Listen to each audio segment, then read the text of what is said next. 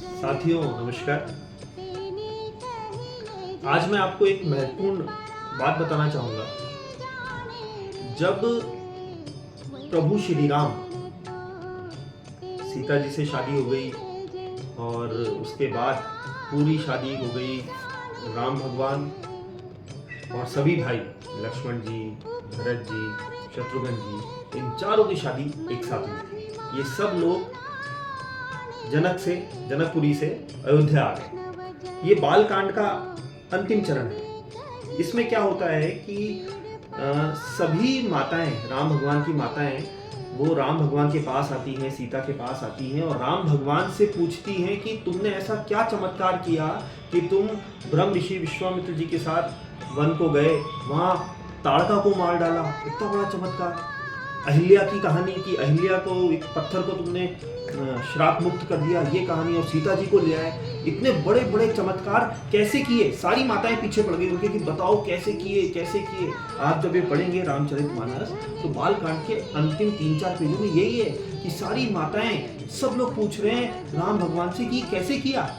तुम तो एक बहुत ही कोमल राजकुमार, जिसको हम मना कर रहे थे कि हमारे अयोध्या से बाहर नहीं जाए, जबरदस्ती ऋषि ले गए और तुमने इतने बड़े बड़े चमत्कार कर दिए। बड़े बड़े मारीच को मारा और ताड़का को मारा, इतने बड़े बड़े चमत्कार कर दिए, कैसे किए? सब पीछे पड़ गए भगवान के।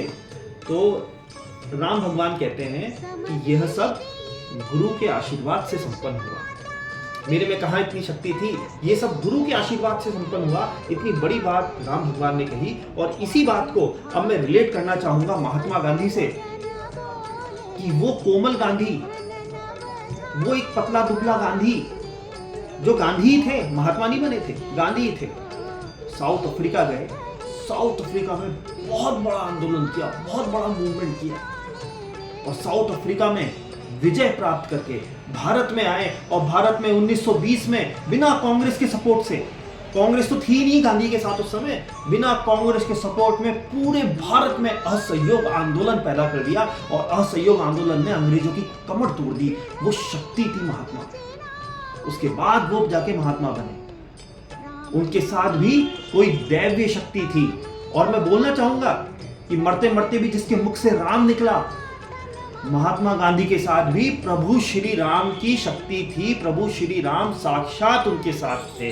तभी ये चमत्कार हुआ कि बिना कांग्रेस के सपोर्ट के पूरे भारत में असहयोग आंदोलन किया, जिसने अंग्रेजों की कमर तोड़ दी, इंग्लैंड की कमर तोड़ दी।